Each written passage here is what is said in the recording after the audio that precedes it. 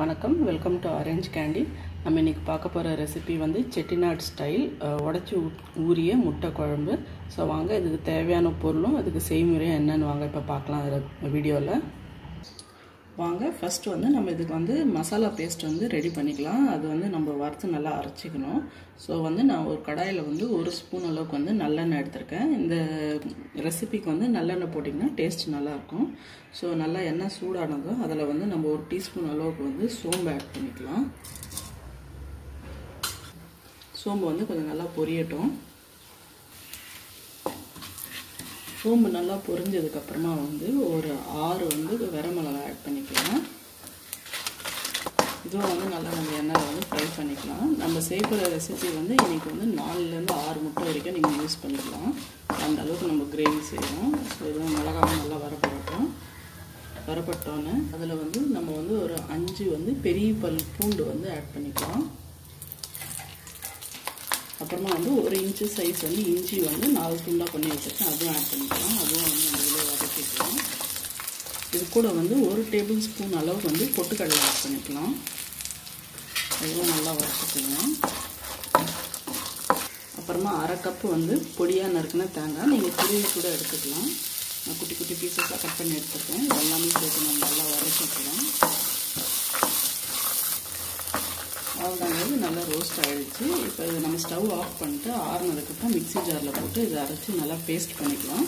உங்களுக்கு வேணும்னா இதில் வந்து கசகசா கூட சேர்த்துக்கலாம். பட் நான் வந்து கசகசா எனக்கு வேணான்ட்டு நான் அவாய்ட் பண்ணிக்கலாம். நீங்கள் வேணும்னா ஒரு 1/2 ஸ்பூன் வந்து கசகசா கூட வேணும்னா இதில் சேர்த்துக்கலாம். இப்போ இதில் வந்து நம்ம கொஞ்சமாக தண்ணி விட்டு ஃபைன் பேஸ்ட் மாதிரி அரைச்சி எடுத்துக்கலாம். இப்போ வந்து அதே கடாயில் வந்து இப்போ நான் 2 டேபிள் ஸ்பூன் அளவுக்கு வந்து நல்லெண்ணெய் எடுத்திருக்கேன். அது எண்ணெய் சூடானதும் அதில் வந்து நம்ம ஹோல் கரம் மசாலா ஆட் பண்ணிக்கலாம். ஒரு பிரிஞ்சி இலை, 2 கிராம்பு, ஒரு ஏலக்காய், அப்புறம் ஒரு சின்ன துண்டு பட்டை, இதெல்லாம் ஆட் பண்ணிட்டு இது நல்லா வந்து ஃப்ரை ஆகட்டும் எண்ணெயில். மசாலாலாம் நல்லா ஃப்ரை ஆனதும் ஒரு பெரிய சைஸ் வெங்காயம் வந்து நான் பொடியாக நறுக்கி வச்சுருக்கேன், அதை ஆட் பண்ணிக்கலாம். கூட வந்து ஒரு பச்சை மிளகாய் வந்து நீட்டாக கீறி வச்சுருக்கேன், அதுவும் அப்புறம் ஒரு கொத்து கருவேப்பிலை ஆட் பண்ணிக்கலாம். இதெல்லாமே வந்து நம்ம எண்ணெயில் போட்டு நல்லா வதக்கி எடுத்துக்கலாம். வெங்காயம் வந்து நல்லா கொஞ்சம் கோல்டன் ப்ரௌன் கலர் ஆகிற வரைக்கும் நல்லா வதக்கிக்கோங்க.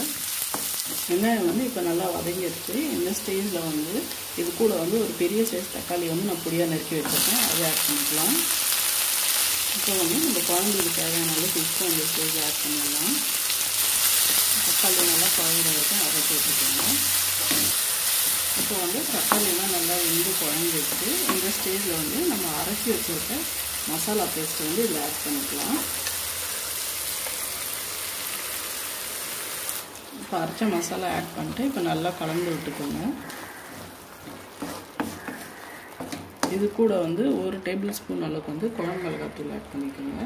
உங்கள்கிட்ட குழம்பு மிளகாத்தூள் இல்லைன்னா வெறும் மிளகாத்தூளும் மல்லித்தூளும் ஆட் பண்ணிக்கோங்க.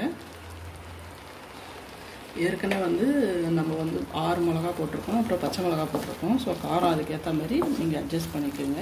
நான் வந்து 1 டேபிள் ஸ்பூன் அளவுக்கு வந்து குழம்பு மிளகாத்தூள் போட்டிருக்கேன். இது கூட வந்து நம்ம 1 கப்பு தண்ணி சேர்த்துக்கலாம். நான் 1 கப்பு தண்ணி வந்து அந்த மிக்ஸி ஜார்லேயே ஊற்றி அதோட அலசி நான் இருக்கிற மீதி பேஸ்ட்டும் எடுத்துடுறேன். இப்போ இதை ஆட் பண்ணிட்டு ஒரு 5 நிமிஷம் வந்து இது நல்லா கொதிக்கட்டும். இன்னும் 1/2 கப்பு தண்ணி கூட விட்டுக்கலாம். இன்னும் கொஞ்சம் கிரேவி இன்னும் தின்னாயிக்கலாம், ஏன்னா திக்காக இருக்குது. ஏன்னா முட்டை உடச்சி ஊற்றினோன்னா இன்னும் கொஞ்சம் திக்காகிடும். ஸோ இன்னும் ஒரு 1/2 கப் தண்ணி ஆட் பண்ணிக்கலாம். நம்ம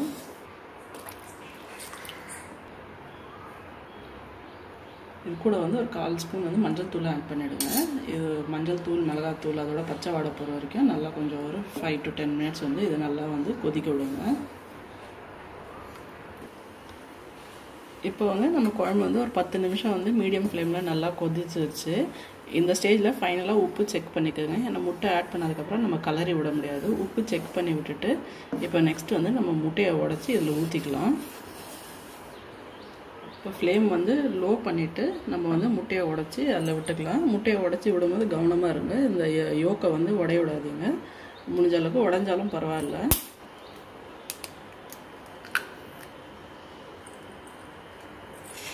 இந்த கிரேவிக்கு வந்து நீங்கள் 4லேருந்து 6 முட்டை தாராளமாக விட்டுக்கலாம். ஸோ நான் வெறும் 4 முட்டை தான் போடுறேன்.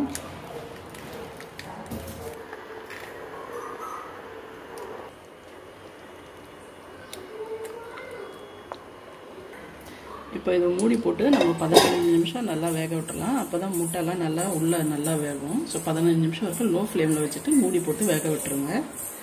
ஓப்பன் பண்ணலாம். வெளியிலே மனம் வந்து நல்லா தூக்குது. அப்படியே நல்லா வாசனை சூப்பராக வருது பாருங்கள். நம்ம முட்டைலாம் நல்லா வெந்துதாகிடுச்சு.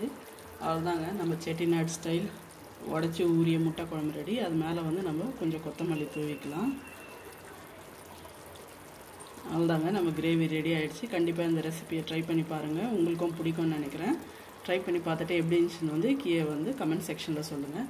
இந்த வீடியோ உங்களுக்கு பிடிச்சிருந்தா லைக் பண்ணுங்கள், ஷேர் பண்ணுங்கள். மறக்காமல் எங்கள் சேனல் ஆரஞ்சு கேண்டிக்கு சப்ஸ்கிரைப் பண்ணுங்கள். நன்றி, வணக்கம்.